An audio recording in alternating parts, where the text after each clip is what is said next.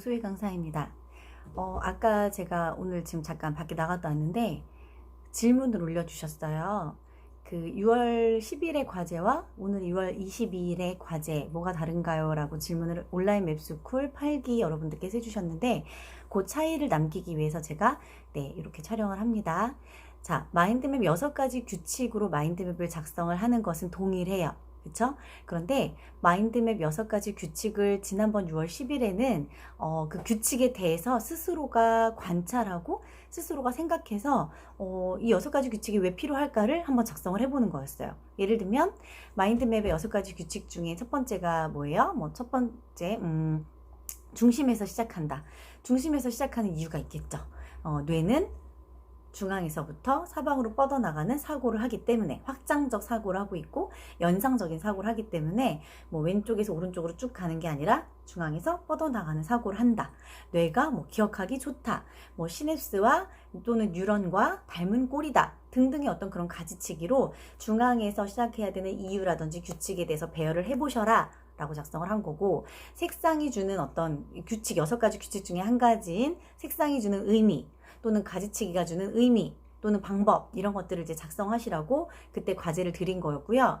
오늘 과제는 뭐냐면, 자, 6가지 규칙을 가지고 저희가 계속 마인드맵을 하고 있죠. 그런데 그 마인드맵을 하다 보니까 어떤 좀 문제점이 있다든지, 아니면 본인이 힘든 점이 있다든지, 아니면 궁금한 점이 있다든지, 제가 중앙을 이렇게 그림을 그리다 보니까 이런 어떤 부분들이 있는데, 이거는 이렇게 해도 될까요? 저렇게 해도 될까요? 질문을 작성하셔도 되고, 또는 그림을 그리려다 보니까 내가 이런 게 고민이 되더라, 내가 이런 게 잘 안 되더라, 색상을 고를 때 이런 것들은 또 궁금하더라 등등의 다채로운 것들에 대한 사고가 확장이 될 수 있잖아요.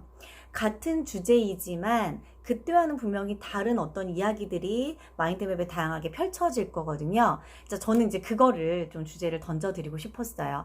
자, 또 하나 좀 약간 비유를 하자면, 만약에 제가 오늘 여러분들께 나의 장점 마인드맵을 써보세요 라고 말씀을 드린다면, 강사님 예전에 저 나의 장점 마인드맵 써봤는데요 하실 수도 있겠죠. 그런데 단순하게 나의 장점을 열거해보는 마인드맵이 있을 수도 있고요. 혹은 오늘은 조금 더 다르게, 똑같이 주제는 나의 장점 마인드맵이지만 나의 장점으로 인해서 내가 조금 더 어떤 이로운 점이 있는지, 예를 들면 오소희는 참 단순한 게 장점이야 라고 했을 때, 단순했기 때문에 시키는 거 있으면 잘해, 뭔가 배웠으면 바로 실행해, 단순하기 때문에 기분이 나쁜 거를 금방 까먹어. 이거는 단순하다라는 장점의 키워드를 가지고 제가 이로운 점들에 대한 가지치기를 한 거죠. 또는 장점은 단순한 거예요 라고 생각을 했는데, 또 역으로 생각했을 때 이 장점이 또 단점이 되기도 했던 어떤 순간들이 있다면 그거를 가지치기로 작성해도 괜찮겠죠. 그쵸?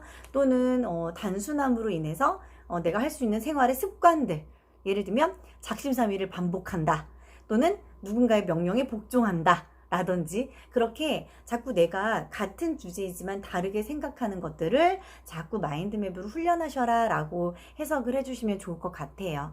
자, 마인드맵은 우리의 생각은 늘 흘러가고 있기 때문에 절대로 같은 주제를 던져드린다고 하더라도 똑같은 마인드맵이 나올 수 없거든요. 그래서 그거를 여러분들께서 많이 체험해 보셨으면 좋겠습니다. 제가 늘 과제를 드릴 때 3번째 과제로 늘 자유 마인드맵 드리죠. 자유 마인드맵이라고 해서 무조건 마인드맵 주제를 매일매일 바꾸시는 어떤 스트레스를 감당하실 필요는 없어요. 감사일기로 쭉 자유 마인드맵 작성하셔도 돼요. 그런데 오늘의 감사와 또는 내일의 감사 또는 어제 작성했던 감사 다 다를 수 있겠죠.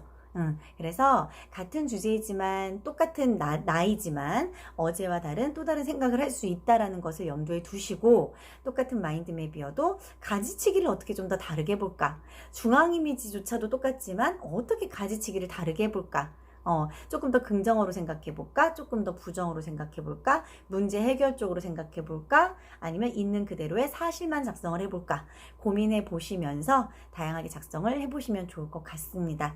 네, 온라인 맵스쿨은 제가 주제를 자꾸 던져드리죠. 7기 때까지는 주제 제가 정해드리지 않았었거든요. 6기 때까지는. 근데 7기부터는 일단 주제를 던져드려요.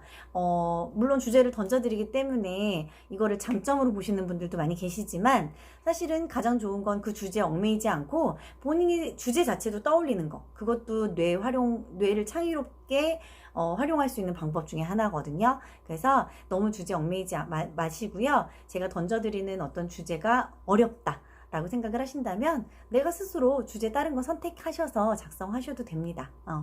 꼭 그 주제에 맞는 마인드맵 작성한다고 해서 미션이고, 그렇지 않을 땐 미션 수행이 아니거나 그런 거 아니니까 스트레스 받지 마시고 자유롭게 하시고요. 똑같은 주제지만 다른 마인드맵이 나올 수 있다는 거를 염두에 두시고 과제하시면 좋을 것 같습니다.